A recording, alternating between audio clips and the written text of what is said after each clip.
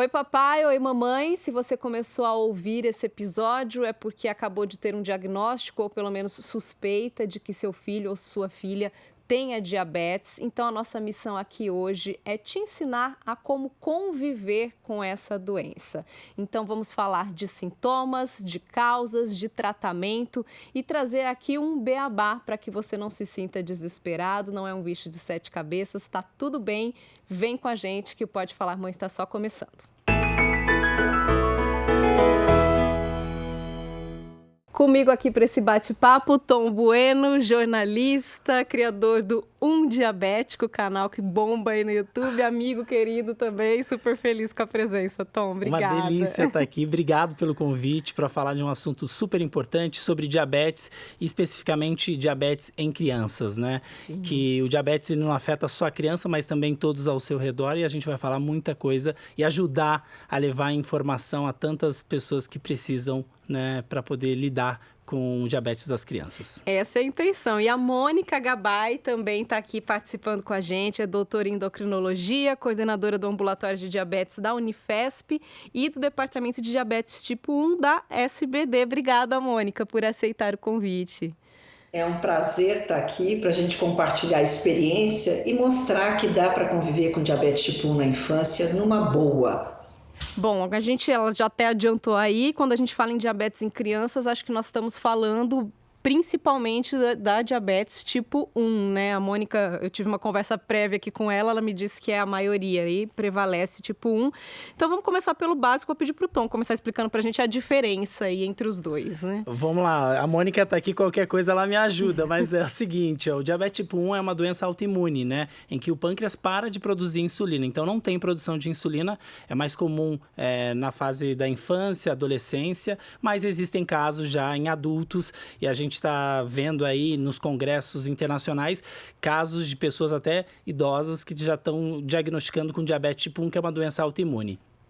O tipo 2 é uma doença em que o pâncreas ele produz insulina, continua produzindo, mas essa insulina ou não é suficiente ou ela não é capaz de pegar a glicose e colocar dentro da célula que gera a energia. Então, eu acho que a Mônica pode complementar, a gente pode chamar de uma doença metabólica, né, Mônica?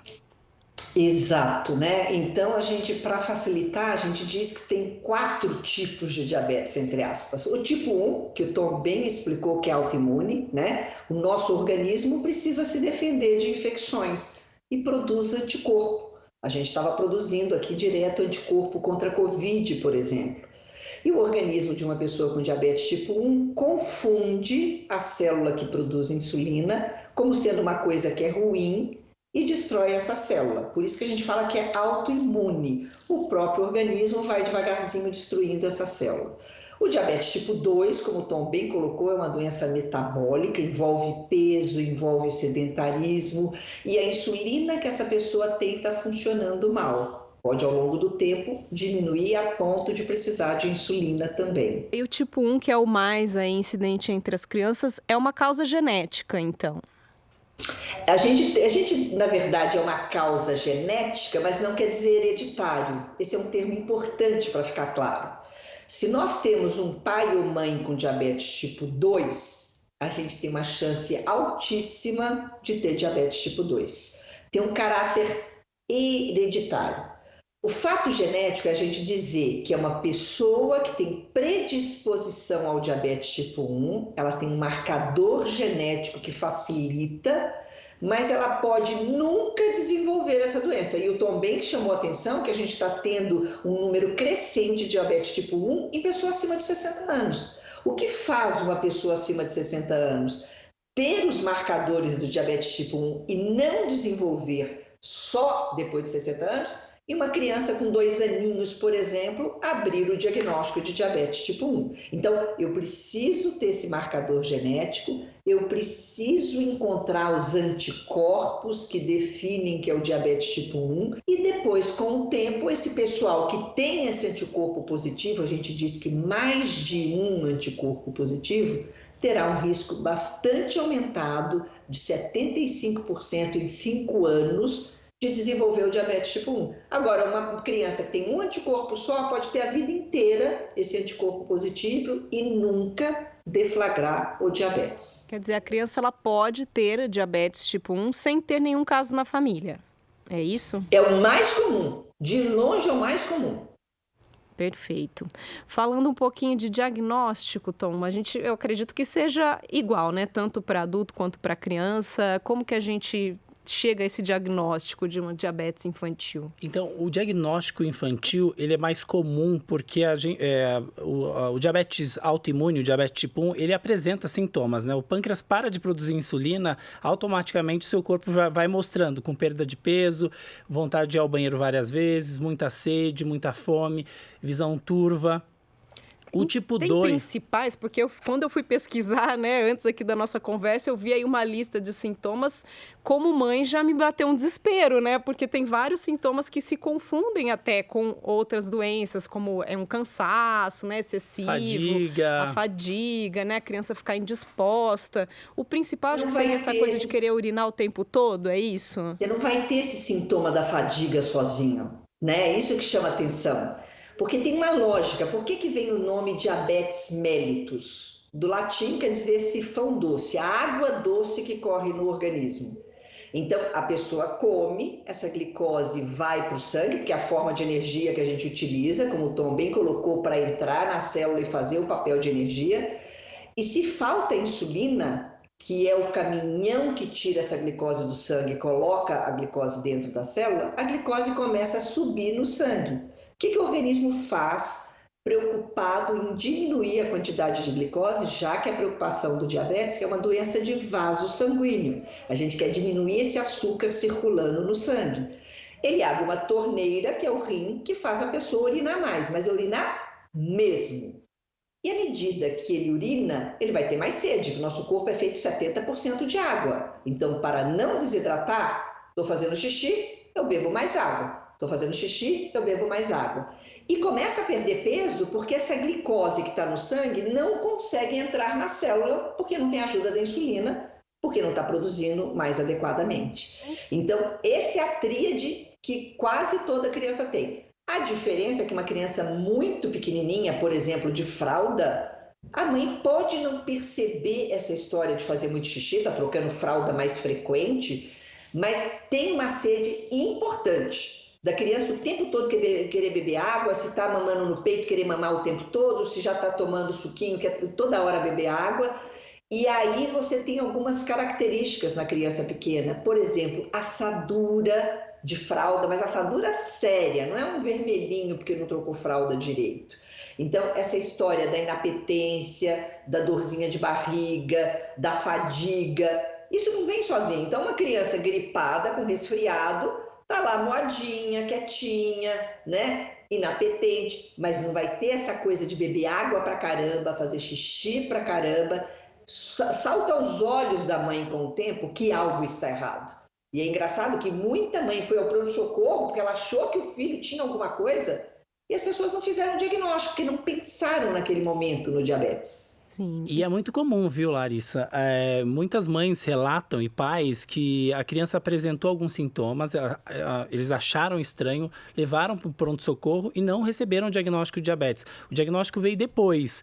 Mesmo assim, confundiram com uma gripe, com alguma outra infecção e não deram o diagnóstico, né, Mônica? Até porque ainda é muito difícil, né? A gente não tem especialistas para toda a população brasileira. Então, quando chega na unidade básica de saúde, nem sempre o profissional que está ali, ele entende de diabetes. E para cravar um diagnóstico, acredito que não tem muito segredo. É um exame simples de sangue, é isso, Tom? Furar o dedinho da criança. A gente tem exames mais sofisticados para esclarecer a classificação do diabetes, mas a gente fala muito isso, a unidade básica de saúde, pronto-socorro, e a gente ensina isso para os residentes.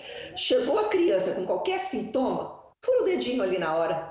Você vai ter aquela glicose do momento que vai te chamar a atenção, e aí você vai fazer a glicemia no sangue plasmático, aí você tem outros exames para fazer, mas isso é um divisor de água. Então, é muito frequente acontecer de uma criança porque está com tosse, com algum sintoma, e alguém, felizmente, falou, não, essa criança está meio desidratada, meio estranha, e furou o dedinho, encontra o HI, que é o high em inglês, quer dizer, uma glicemia acima de 500 e 600, dependendo do aparelho. Então, porque o enfermeiro, o médico bateu o olho e achou que tem algo estranho, ou fez uma perguntinha básica: você acha que está bebendo muita água, fazendo muito xixi? A mãe: nossa, é verdade, eu tenho reparado nos últimos dias, está com muita sede. Acabou, você fura o dedo e definiu o diabetes. Você citou aí também o caso dos bebês, né, de ser mais difícil identificar. Existe uma idade mais comum em que a diabetes se manifesta nas crianças ou varia mesmo? Pode ser desde bebezinho até perto da adolescência? Eu tenho 39 anos de formada e digo para você que nos últimos 10 anos a gente tem surpreendido com faixas etárias cada vez menores. Era raro a gente pegar uma criança abaixo de 5 anos com diabetes. Hoje, no meu ambulatório de bomba, eu tenho um grupo enorme de crianças abaixo de 3 anos. Existem várias teorias pelos quais tenta-se justificar essa faixa etária menor. O que ocorre, na verdade, é que a grande maioria das crianças ainda tem diagnóstico entre 8 anos até a adolescência, mas tem crescido os dois extremos de idade.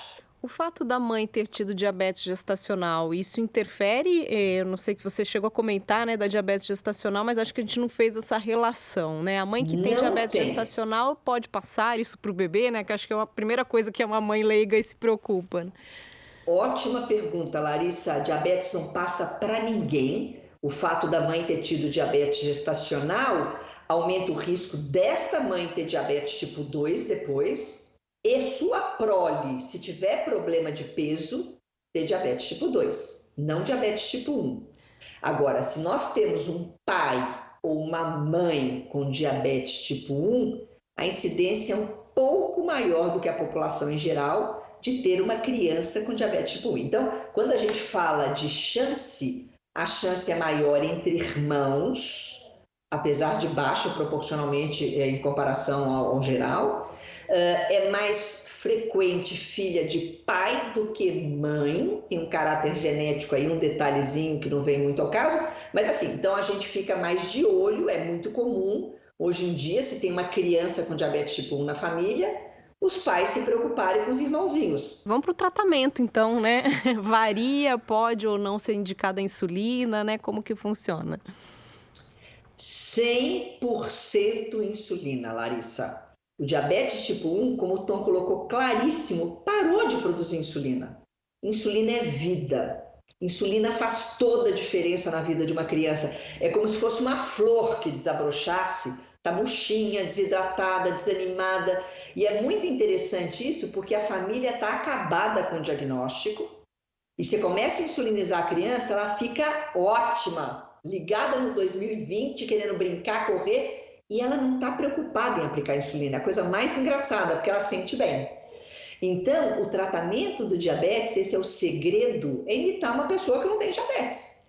Então, a gente compreende qual é a fisiologia da insulina numa pessoa que não tem diabetes. Então, essa pessoa grosseiramente produz uma insulina basal pequena, mesmo que não coma, porque a célula precisa para absorver essa glicose para a célula, e produz uma insulina rápida no momento das refeições, tanto para corrigir uma glicemia que eventualmente esteja alta, como para cobrir esses alimentos. E isso a gente dá o nome terapia basal, que é a achatadinha básica, bolos, que é da refeição. Então, essa é a razão por que a gente precisa utilizar ou múltiplas doses de insulina ou uma bomba de infusão de insulina, para simular o indivíduo que não tem diabetes. Perfeito. Você comentou aí da glicemia e na conversa prévia que eu tive com o Tom, ele me trouxe um relato que me deixou bastante assustada, que é a questão da hipoglicemia, né, Tom? Queria até que você compartilhasse aqui com todo mundo essa situação, que também para os pais é uma realidade desconhecida, que é o fato da glicemia que pode ficar bem baixa, né, para a criança que já faz aí um tratamento, é isso? Eu fico arrepiado toda vez, porque eu lembro dos relatos, e eu tenho um relato específico, mas são vários relatos, e a Mônica deve escutar muito isso, né?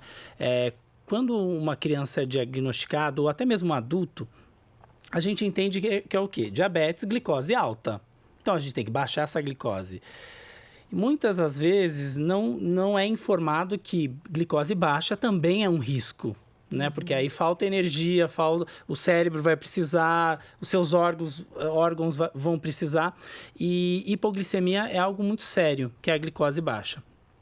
E eu estava no sertão do Piauí gravando um vídeo e uma mãe me relatou o seguinte: ela morava a 16 quilômetros de um vilarejo ali em São Julião, e ela disse: meu filho tem diabetes, eu descobri a hipoglicemia procurando na internet. E aí eu caí num vídeo que você falava sobre hipoglicemia. Porque ela acordou, o filho estava convulsionando e ela não sabia o que era. Né? Ela não, mesmo ela medindo a glicose, ela também não sabia o que fazer. E aí ela jogou, olha, convulsão em diabetes, criança, e apareceu hipoglicemia e ela caiu no meu vídeo. Ela disse, foi assim que eu aprendi. Então, a hipoglicemia é algo muito sério, que também deve ser vista com muita atenção, tanto pelos pais, né? Tanto é que muitos pais nem dormem à noite direito, porque tem medo da criança ter uma hipoglicemia. E mesmo eu sendo adulto, é o meu principal medo. O que pode provocar hipoglicemia, Tom? Seria realmente durante o tratamento, de repente, uma dosagem a mais de insulina? O que provoca isso? A dosagem a mais de insulina, né? Eu acredito que a Mônica tenha... mas, via de regra, é a insulina. A gente está manuseando o medicamento, né? E quando você coloca uma dose a mais de insulina, ela vai pegando toda a glicose que tem no sangue para colocar e tirando, né? E aí a insulina, tanto a insulina basal, como a Mônica disse, que é aquela achatadinha que fica ali para cobrir o tempo que você não está comendo, e a bolos, que é a de ação rápida. Então, se tem hipoglicemia, está registrando hipoglicemia, precisa informar o médico, né, para saber o que fazer, para poder fazer ajuste de dose, entender como está a rotina dessa criança. Eu acho que a Mônica pode trazer também um pouquinho da experiência. E o Tom até relatou, Mônica, você pode até explicar melhor pra gente, que numa situação como essa, por exemplo, a indicação é dar o açúcar mesmo, um doce, uma bala. Isso me chamou muita atenção, né? Porque eu, como mãe, imagino que seria a última coisa que passaria pela minha cabeça, seria oferecer um doce pro meu filho que tem diabetes, né? Como que funciona? Por isso que não dá para ser radical. Quando a gente fala de diabetes, ela não pode consumir açúcar, né? Mônica, traz aí pra gente, então, as explicações. Bom, essa é uma preocupação do tratamento insulínico, porque depende do tipo da escolha de insulinas. Tem insulinas mais seguras, mais modernas, que infelizmente não tem acesso a todo mundo. A gente ainda tem no Brasil tão desigual, muita gente usando insulina humana NPH irregular, que são insulinas que têm maior risco de hipoglicemia, né? A gente já tem no sistema público de saúde a possibilidade dos análogos rápidos no lugar da regular, que é mais adequado. E para criança já temos a possibilidade do análogo de longa ação, que é mais adequado que a NPH. Então, isso já ajuda, mas depende realmente da quantidade de insulina que a gente aplica, especialmente a quantidade de insulina basal. É muito comum os pais, principalmente, quererem dar uma insulina basal mais alta, os médicos também, para dar menos dose de insulina rápida, quando deveria ser o contrário. A insulina basal é menorzinha, para ficar pouquinha, porque é assim que funciona para a gente. Se a gente acorda e não vai comer hora nenhuma, você tem uma insulina basal bem pequenininha, e na hora que você vai comer, você libera a insulina o tanto que precisar. Então, o primeiro momento é conversar com o médico o tipo de insulina e a dose de insulina. E a correção de hipoglicemia a gente chama tratamento. Não é doce, é açúcar. Então, é suco de laranja, suco de uva, bala, açúcar, mel, porque isso existe uma quantidade certa para cada peso de pessoa. Isso vai subir 50, 60 pontinhos a glicose. Ah, mas ele quer comer um doce, ele quer comer um lanche do McDonald's, mais um brigadeiro de sobremesa. A gente não proíbe, a gente ensina a aplicar insulina para esse momento. Eu acho que o grande desespero dos pais, é o que você falou, né? Quando recebe um diagnóstico, é pensar como lidar realmente com isso. A gente fala em criança, é óbvio, vai ter uma festinha, vai ter doce, vai ter bolo, vai querer um sorvete, É possível, então, ter uma infância normal fazendo uso da insulina? 100%. A gente não priva essa criança de nada. Ela vai nadar na piscina com os amigos, ela vai fazer esporte com os amigos, ela vai para a festinha, vai comer um pedaço de bolo, vai usar o brigadeiro.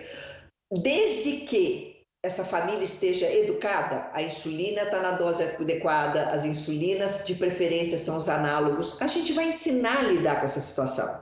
Então, no primeiro momento do diagnóstico, que realmente tem um impacto, porque o diabetes é uma condição que demanda educação, demanda que eu entenda, e a gente aqui quando conversa com os pais, conversa com as crianças, é ensinando desde o primeiro dia o que fazer com uma glicose quando está alta, o que fazer quando uma glicose está baixa.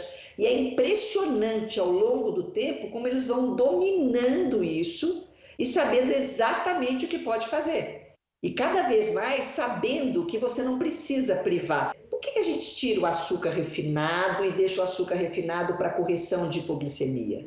Porque na hora que eu encosto o açúcar na boca, a glicemia sobe de imediato e a insulina que nós aplicamos no subcutâneo, na gordurinha que está debaixo da pele, seja no braço, na perna, na barriga, onde quer que seja, e ela tem um caminho a percorrer até chegar no fígado, que é o primeiro lugar que ela tem que funcionar. Então, esse tempo de espera é uma coisa chata que obriga a criança a aplicar insulina antes de comer, a depender da tipo de insulina 15 minutos antes ou no momento da refeição.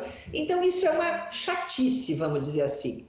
Tirando essa chatice, tá tudo ok. Perfeito. Aí acho que o Tom pode colaborar bastante aqui com a gente, sendo uma pessoa que convive, né, Tom, lida aí com o diabetes diariamente, é a preocupação com os pais com relação ao futuro também, né? Porque existem muitos mitos também. Poxa, aí meu filho nessa idade já tem diabetes, então e o que vai acontecer quando ele for adulto? Porque tem aquela coisa, vai ficar cego, vai perder um membro do corpo, já vem aquelas coisas absurdas, né? Quando o Google, eu falo que é nosso aliado, mas às vezes também ele traz umas informações, né, que deixa a gente desesperado.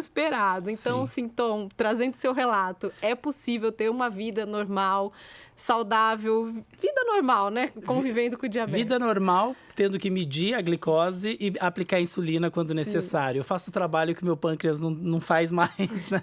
Mas eu costumo dizer o seguinte, que essa criança que tem um diagnóstico, ela é muito mais tranquila em entender e aprender a lidar com diabetes do que os próprios pais, porque eles normalmente trazem a experiência deles, de uma pessoa que não tem o diabetes, né? Então aí vem a culpa, vem outros sentimentos, e essa criança ela vai lidar com o diabetes de acordo com as experiências que elas têm, que os pais passam para elas também, sim, né? Então, se é uma família muito ditadora, pode ter certeza que a adolescência pode ser um problema, que já é uma fase mais complexa para qualquer pessoa. Para quem convive com diabetes, é uma doença crônica que não tem cura e que vai precisar de tratamento.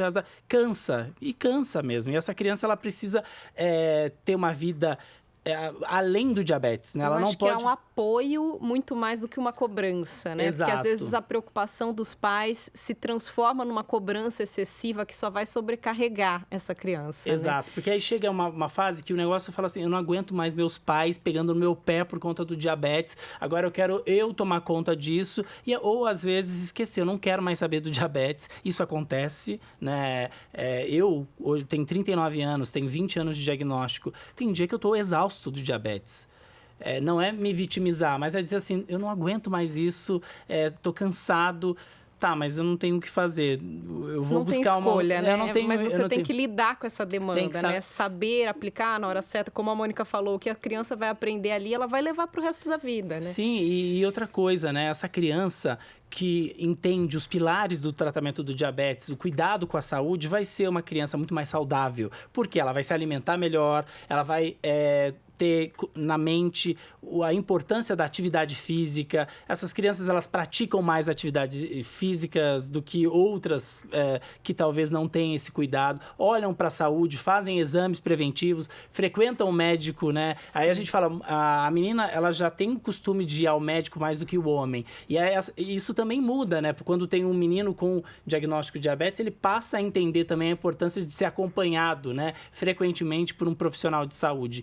Então, eu acho que o exemplo que eu trago é de assim, é possível fazer tudo, né? Desde que o diabetes não seja o centro, né? A sua vida é muito mais do que isso. O diabetes, ele tá aqui, eu preciso cuidar dele, mas tem outras questões da minha vida que eu também preciso cuidar. Eu tô falando de autocuidado. E essa criança, ela precisa também ter a responsabilidade. Os pais, às vezes, têm medo de passar o bastão, né? E aí ficam inseguros de passar esse bastão. Eu não tenho... Mas essa criança ela vai precisar em algum momento da vida. Ela precisa de autonomia para isso. E ter responsabilidade, porque senão o pai não vai estar sempre, o médico não vai estar sempre. E quando ninguém estiver perto, como que essa criança, esse adolescente, esse jovem adulto vai lidar melhor com o seu diabetes ou tratar o diabetes da forma que ele quer? Agora, quando essa criança ela não tem o tratamento adequado, e aí o risco de complicações acaba aumentando esse risco, né? No futuro, essa criança pode ter algum problema que pode sim limitar ela. Então, é melhor a gente trabalhar a educação, entender, os pais entenderem, né, o papel deles ali no tratamento. Claro, quando a gente está falando de uma criança de 3, 4 anos de idade, os pais vão ter que estar ali muito mais, com mais cuidado. Agora, quando chega nessa fase da criança para a adolescência, é né? um momento já tem autonomia, já consegue, né, lidar ali com a situação. Porque tem também aquela coisa na escola, acho que a Mônica até pode ajudar com a experiência que ela vive aí na clínica. Imagino que a criança passe por essas questões psicológicas. Poxa, eu vou ter que medir glicemia perto dos meus amiguinhos, vou ter que aplicar insulina, vou fazer isso na escola. Às vezes, né, a gente não sabe como a escola se comporta diante disso, né? Às vezes a criança ainda nem tem essa autonomia e os pais dependem de um professor ou de um cuidador para que aplique essa insulina. Mônica, eu queria que você trouxesse algumas dicas para os pais de como lidar com esse aspecto psicológico da diabetes. Bom, eu acho que o Tom falou uma frase fundamental: o diabetes não pode ser o centro de tudo. Então, a gente tem que sempre encaixar a educação do diabetes, sim, óbvio, porque vai depender de medir, de usar sensor e aplicar insulina, mas essa criança tem que ter uma vida social, uma vida em tudo. E aí vai depender. A gente tem escolas privadas que tem técnica de enfermagem, então é muito tranquilo, você vai na escola, explica o que vai fazer, como é para medir e como aplicar e está tudo resolvido. O problema é quando a gente está falando de escola pública, paciente do SUS, e muitas escolas, e a gente tem que ter um trabalho penoso nisso, e isso a Sociedade Brasileira de Diabetes tem feito, a Sociedade Internacional de Diabetes na Criança tem feito, que é ter manuais e conversas com essas escolas, porque tem escola ainda no Brasil que recusa a criança levar um aparelho para medir a glicose, não permite levar seringa ou uma caneta de aplicação de insulina, sabe, dizendo que pode ser droga. Então, cabe a nós profissionais e aos pais irem até a escola, conversar, porque é direito dessa criança que tem diabetes a ir no banheiro, a medir a sua glicose, a corrigir a glicemia, ensinando no dia a dia. Então, é importante a gente não tirar essa criança da escola, não achar que ela é diferente, apoiar a criança para ela contar para os amiguinhos. E uma coisa que às vezes funciona é a criança explicar o que é diabetes. Ela chega na turma e ela já sabe, porque a gente treina essa criança, ela vai contar o que é diabetes, o que tem para fazer. Muitas crianças se acham empoderadas, né? Porque estão mostrando uma coisa que os amiguinhos, nossa, você fura o seu dedo, nossa, você tem que furar, aplicar uma injeção. Então, às vezes, esse lado da criança mostrar, ela que está ensinando, também funciona. Então, assim, são várias técnicas, mas o importante é a escola ter parceria com os pais para a gente conseguir que essa criança fique na escola participando de tudo, atividade física e tudo mais. Tem uma frase de uma psicóloga, educadora em diabetes, Elaine Rosa, que eu gosto muito, que ela diz o seguinte, se seu filho chegar da escola e você perguntar como está o diabetes, antes de perguntar como foi seu dia, algo está errado. Você está dando atenção muito mais para o diabetes do que para a vida dessa criança. Então, eu acho que é uma frase que chama para uma reflexão de cuidado, que seu filho não é uma doença, ele não é um diagnóstico, né? Ele tem esse diagnóstico, tá com ele, mas é uma particularidade dele, mas que cuidando ele pode ter outras coisas, fazer o que ele quiser, ter os seus sonhos ali realizados. Perfeito, gente. Olha, vocês arrasaram. Se deixasse, a gente continuava esse papo aqui por horas, né? Mas acho que a gente já trouxe os recados principais aí. Agradeço mais uma vez, Mônica, pela abertura aí na sua agenda, para estar aqui com a gente. Muito obrigada, viu, pelos esclarecimentos. Imagina, foi um prazer. E a mensagem final... não fique pensando nessas complicações que, na verdade, o que a gente vê na internet são decorrentes de diabetes tipo 2, que não tem o diagnóstico correto e muitas vezes, quando fazem, já com complicação. A turminha de diabetes tipo 1 atual, dos últimos 20 anos, gente, não tem mais nada quando bem tratado. Vida plena para as crianças, como qualquer outra criança. E uma vida adulta saudável, né, Tom? Uma vida adulta saudável, consciente, para realizar os sonhos, né? E para esses pais não se sentirem culpados. O diagnóstico dos filhos não tem culpa, né? Acho que o nosso corpo, ele é imprevisível e o diabetes pode chegar para qualquer um, como qualquer outra doença, né? E se o seu filho tem um diagnóstico, o recado que eu dou é o seguinte, trabalhe para que ele entenda a importância de cuidar da saúde, porque assim ele vai ser um adulto muito saudável e sem complicações, que é o que a gente busca. Perfeito. Obrigada, Obrigado gente. a você. Imagina. É isso, então, papai e mamãe, zero culpa e prestem bastante atenção na parte psicológica, que acaba sendo tão importante quanto o controle aí da glicemia, do açúcar do seu filho ou sua filha. Se você gostou do nosso conteúdo, compartilhe, dê sua estrelinha aí na plataforma de áudio, se inscreva no nosso canal e a gente volta na semana que vem com mais conteúdo para vocês. Beijos, até a próxima!